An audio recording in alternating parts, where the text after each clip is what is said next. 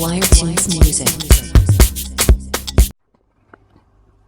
Hello guys, thanks for clicking. Don't forget to subscribe and like to support this video. Thank you. Joe Hove and Yogurt is suing the state of Mississippi. Mississippi, M-I-S-S-I-S-I-P-P-I. Okay. Jay-Z and you got it. Yeah. Why? What happened? They're suing the state of Mississippi for poor prison conditions. Really? Yeah. That's balls. Some balls out. Yeah. Anyway, guys, welcome to the Averagedude Podcast, you know. You know what it is. Please remember to stay positive and choose to shine. And also subscribe, you know, like. And share. So why is over and you got it? Poor prison conditions. Poor prison conditions, yeah. Have they been? They say the prison condition looks like one of the biggest slums in Africa.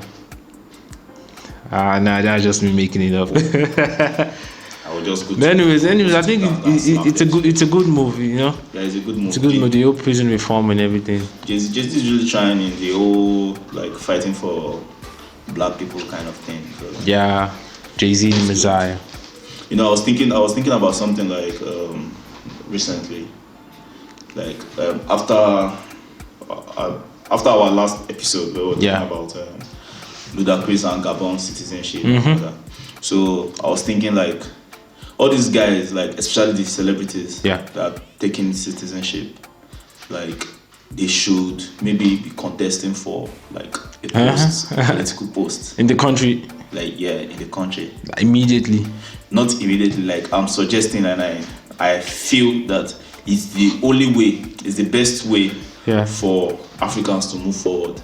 You know, reason why. But hold on, contesting to win or just contesting for Not just contesting, to shake the political spectrum, like yeah. For them to like imagine, like okay, you know the standard will be high.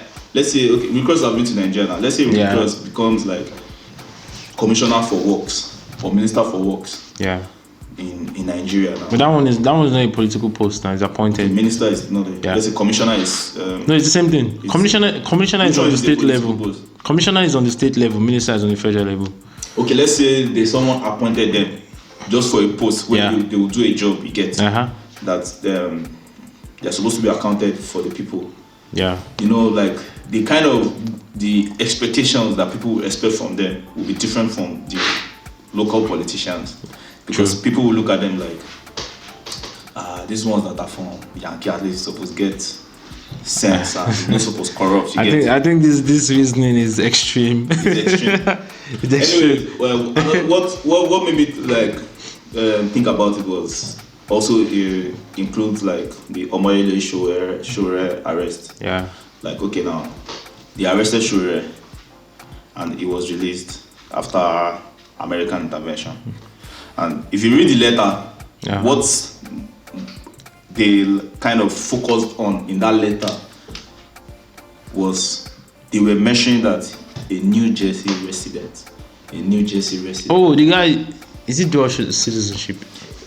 You know, he's legal, but I don't think he has a citizenship. He has a Nigerian passport because he said it during the election. But his family lives and I think they are citizens of America. Okay. If he was a citizen, they would have written in that letter. Yeah.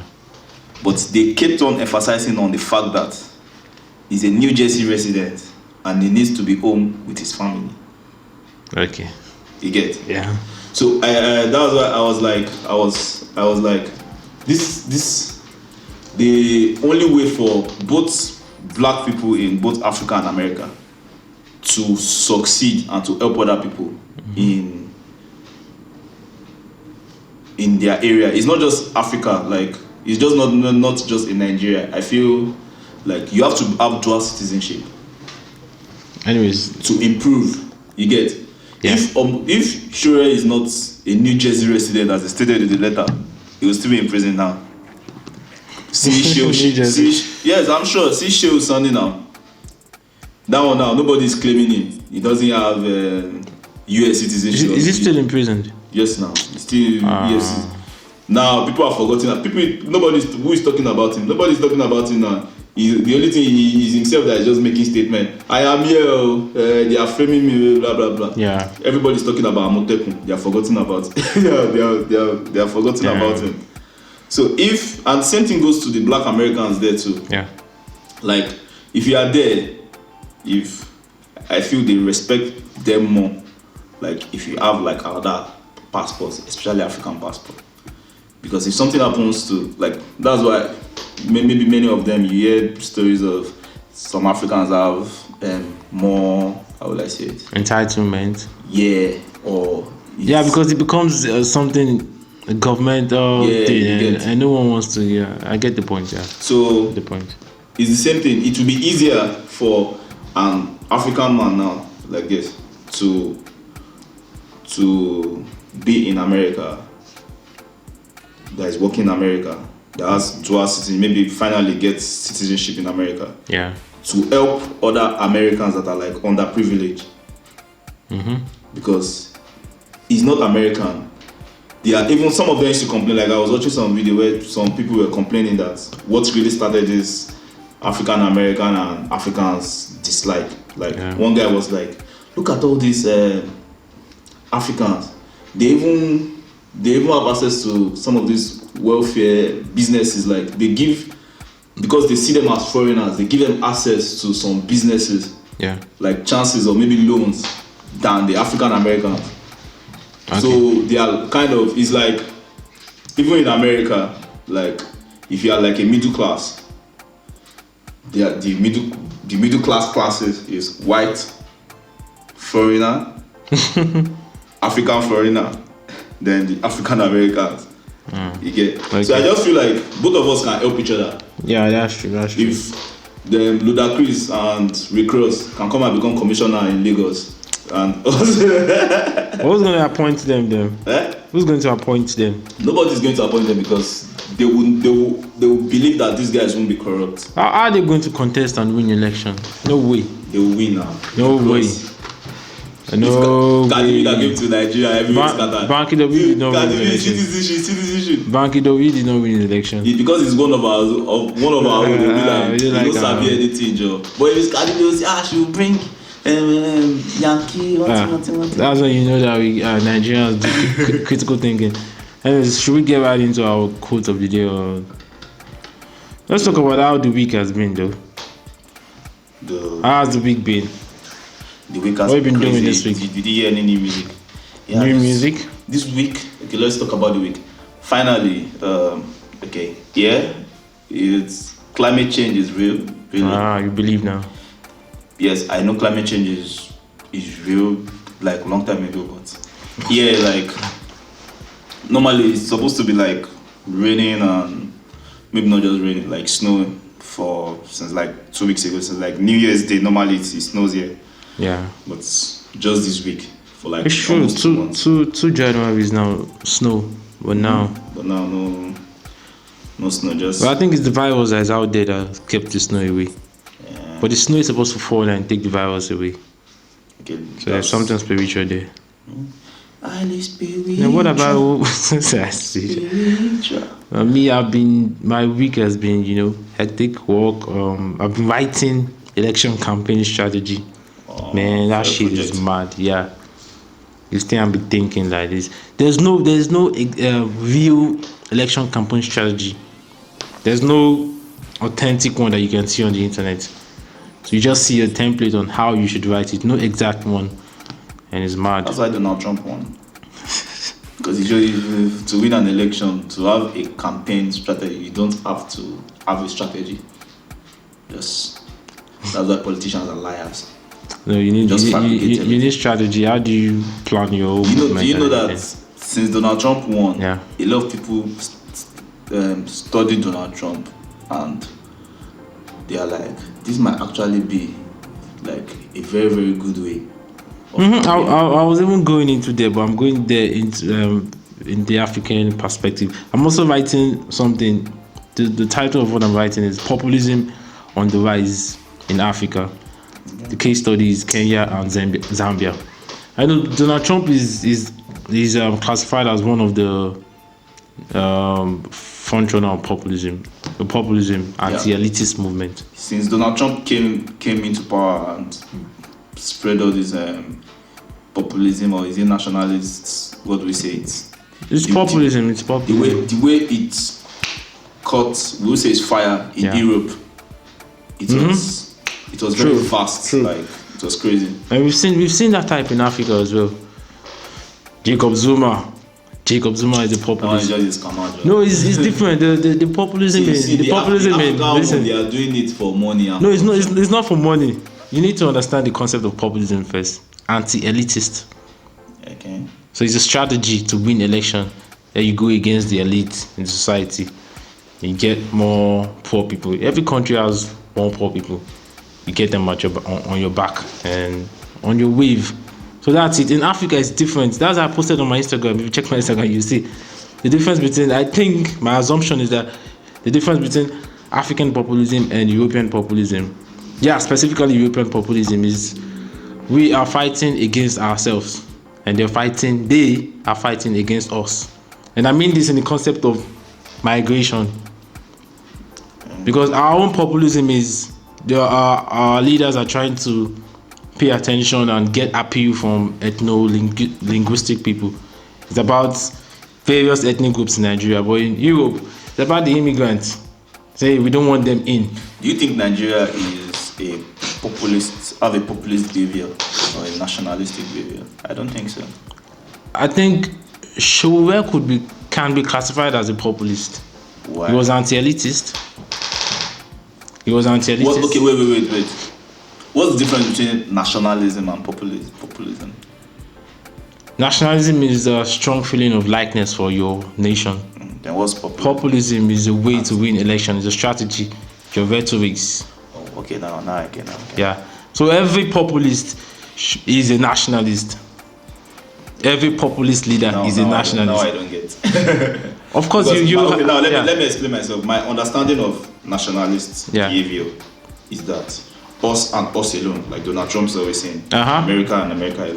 True. And what you explained about populism now is like anti-elitist. Yeah. Like people maybe like them Bernie Sanders, people trying to fight against billionaires, like inequalities and the inequalities, the social inequalities. So I think my own understanding, I think it's quite different with nationalist behavior has some DNA kind of thing, like it's just us, we hate you guys.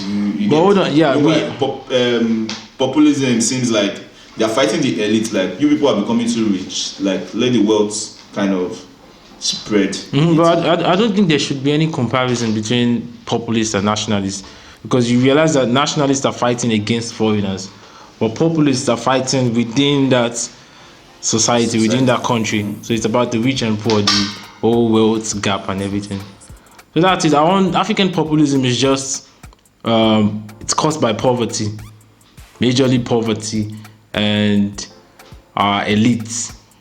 That's what it is. I think it's the major cause is poverty, and it's the same thing everywhere. Even in America, all the people that are in America it's like that. But have you seen what is happening in Europe?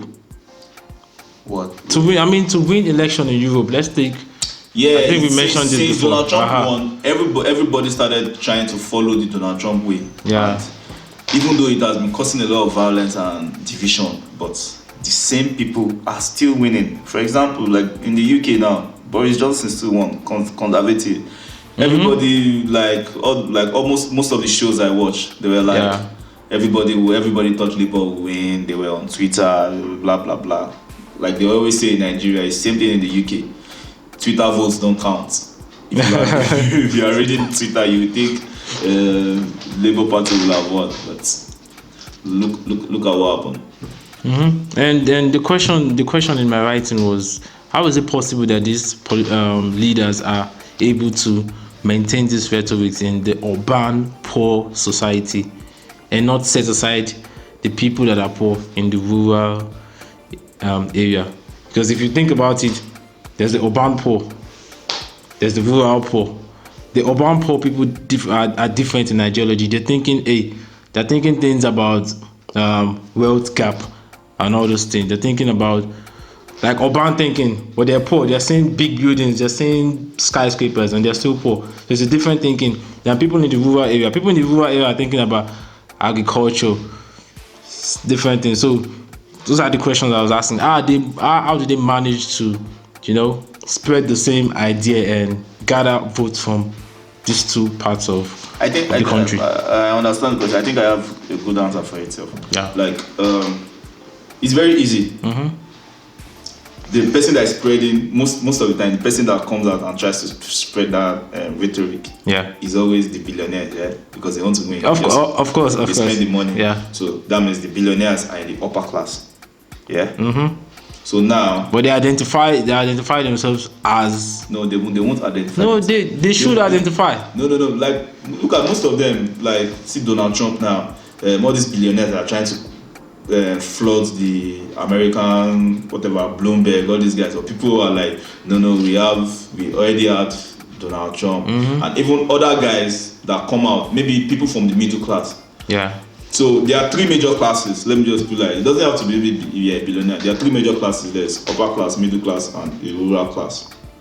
Lower class. 2 against 3. If you're a middle class that you are preaching populism, or you're also a billionaire, you're preaching populism, the person that is in the middle class, you are also preaching that he has lower classes. What they always preach is that there will be much higher taxes or something for the billionaires. Yeah. That it will also improve the life of the middle class. You get? And what will improve the life of the middle class will also improve the life of lower class, because mostly the transactions most transactions go between the middle class and the lower class. Like, they interact more. Maybe billionaires or the upper class will take more of maybe planes and all this stuff. Middle class and the lower class they use the public transport. Mostly maybe use the public transport, or maybe step up and use that. So they have more relationship than the upper class, and they have more population. So that's why, and they see everything that is happening. So that's why giving them that kind of information will always win, because that's like the majority. Yeah. You can't. Even billionaires can't come out and say that, only Donald Trump, he came out and he lied about the tax. Yeah. Like, to help the poor people. Meanwhile, the tax is favoring the billionaires. Yeah, but my own assumption is that they use ethnic diversity. Yeah, the diversity that exists within every different ethnic groups. They use this as a tool for them. And Africans are more concerned about appeal to ethnic minority or ethnic groups than the poverty that is in the land. So if you appeal to them ethnically, they are more concerned. You're appealing. They follow you rather than someone that's talking about poverty. There's poverty. There's insecurity. Anything like that. It's very easy to use ethnic groups. I don't know. Dividing people by ethnic, it works, but I don't know. I always, maybe because I lived in Lagos almost all my life. In a way,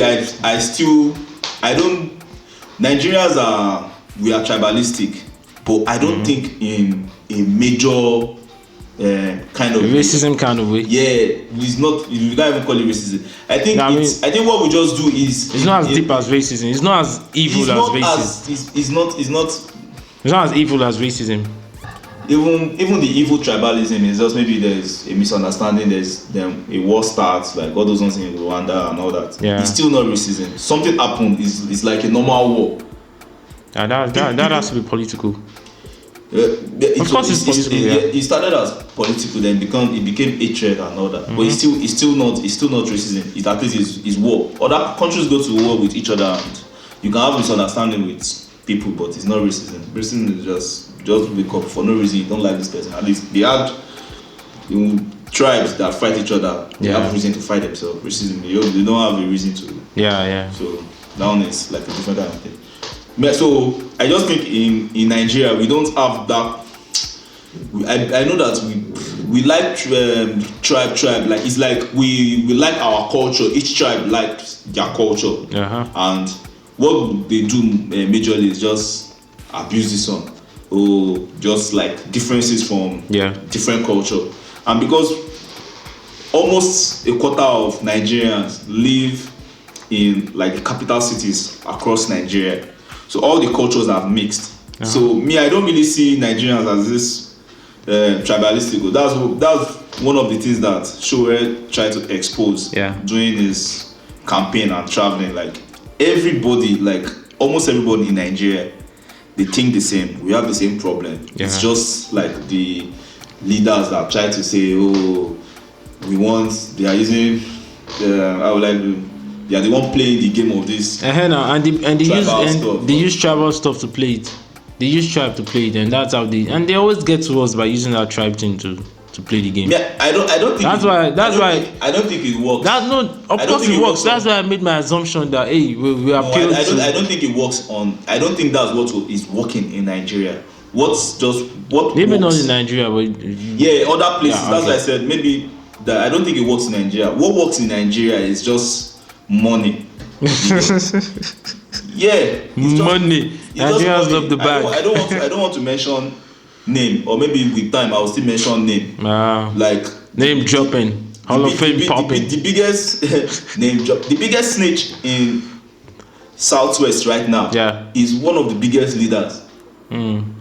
So what we'll say is money now. Is money, involvement, and power. It's only our current government right now that is making everything like.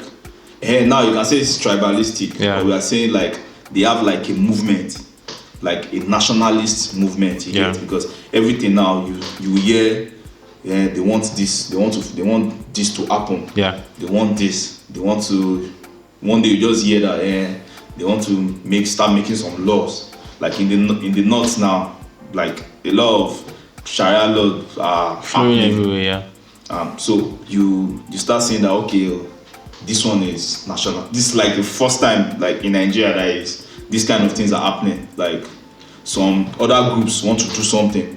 Before everybody is free, some other people want to do something. Then you hear some people saying no, don't do it. Why did they can't do it? So I think that's. Let's move on. We have a new segment. I have something. I said plans for the new week. Okay. Good segment, yeah. One of my plans for I have 3 plans for the new week. Are we in the new week? Okay, Monday. Okay. The first one is disown. I'll disown every mentor I have. That's not a plan. That's like a resolution or something. No, it's a plan. And why? Because my mentors none of them have taught me, the power of money, how to make money. So I'm disowning them. Second one is understand the difference between national and personal poverty. National and personal poverty. Everybody's thinking, if you go to America, if you go to these upper countries, we get rich because there's a national poverty. But not everybody that is there is rich, So you need to understand that difference, national poverty. National and personal poverty. That's deep. And the last one is, last but not the least, see the half full cup. See the glass as half full rather than half empty. One word for that. Okay, you should see the glass as half full rather than half empty. Hope. Yeah. Okay, that's like you should always have hope and be optimistic.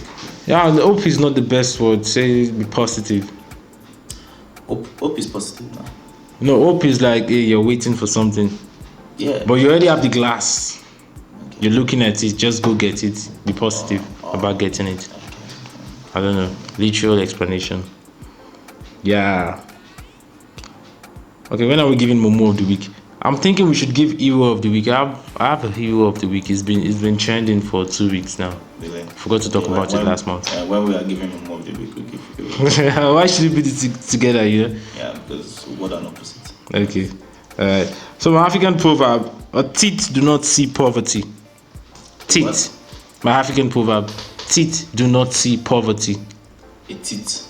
Teeth, no, teeth. What's the plural of teeth or singular? I don't know. Teeth. Tooth. Tooth is the plural. No. Singular. Tooth is one tooth, and you have teeth. Okay, yeah. So how do you translate that? What? Teeth do not see poverty. Yeah, because you are It's African. Everything in Africa is deep. Because you are closing your mouth. Is it because we're south? So we're deep. You are deep down. Down south. Down south. Take it to the down south. Down south. How do you translate that one though? Teeth do not see poverty. Teeth do not see anything now. So no, think about it. Think about it. teeth. I'm thinking about it in the perspective of smiling. When you smile, you don't care if the person is or the situation is poor or bad. Oh, okay, that's deep. Now I'm Smile. trying to understand. Teeth do not see Poverty. Okay, because even you might be poor and whatever, but if you can still crack a joke between yourself and you're happy, you smile. Yeah. So your teeth is not seeing the poverty; it's just shining. But what if the person have not brushed like for a long time? And then that one sees poverty. That one's poverty. Any new music you've been feeling? Oh no, we still have the quotes, yeah. Okay. Hold on, do you know Mary K. Hash? Mary K. Mary K. Hash. No, it's the person that discovered. Okay, I'll tell you, Mary K. Hash. She said, pretend that every single person you meet has a sign around his or her neck. Why not the head? That says, make me feel important. Not only will you succeed in sales, you will succeed in life. If you agree with that one, then I'll be surprised. Make me feel important. Yeah. Pretend that everyone that you meet has a sign around their neck, but I think it should be on the head though, because you don't look at people's neck, do you? Unless the person is wearing belts. I think that should be the concept of the thing. Like pretend that it's on their neck, because if it's on their head, if you can't pretend that it's on their head because it's obvious that it's not on their head. So pretend that it's on their neck, which is supposed to be maybe covered. Okay. Now, should you that means should you make everyone feel important? So what's the next sentence? So pretend that everyone has something, a sign on their neck that says "Make me feel important." Make me feel important. Yeah. Yeah. Not only will you succeed in life, you would succeed in sales. Back and forth. Not only will you succeed in sales. Pretend that everybody has that on their neck. That make me feel important. Not only will you succeed in life, you will succeed in sales. Not only will you succeed in sales, you will succeed in life. You will succeed in life. So why should I pretend that it's on those people's neck? If it's supposed to motivate me, is it not supposed to be on my own neck? But is it supposed to motivate you? Yeah, I think it's. Anyways, Mary K is Mary K, the makeup woman. The makeup woman. Yeah. I know if I put that ash there, you'll be confused. So I was like, but I said, is it the makeup person? Yeah. So why do you say I won't agree with it? No, because you're looking at me now, and you need to make me feel important. Yeah, I don't agree with it's a motivational let's say quote. It's a motivational quote. Yeah. But what I don't agree with is if it's supposed to motivate me, why should I think that it's on somebody's neck? Yeah, that's the point. It's not supposed to motivate you. This writing, I think she's a businesswoman. So you need to. You see, that's the thing. Before you understand the writer, understand their background. Okay. She's a businesswoman. Now I understand. Yeah. Not from the makeup perspective. Yeah. I understand, because if you're a makeup business, she's giving services. The makeup is supposed to make your customer feel good. Yeah. True. So now I can see. So the quote is not supposed to. It's not motivation. It's not supposed to make me feel good. It's supposed to make the customer feel good. Yeah.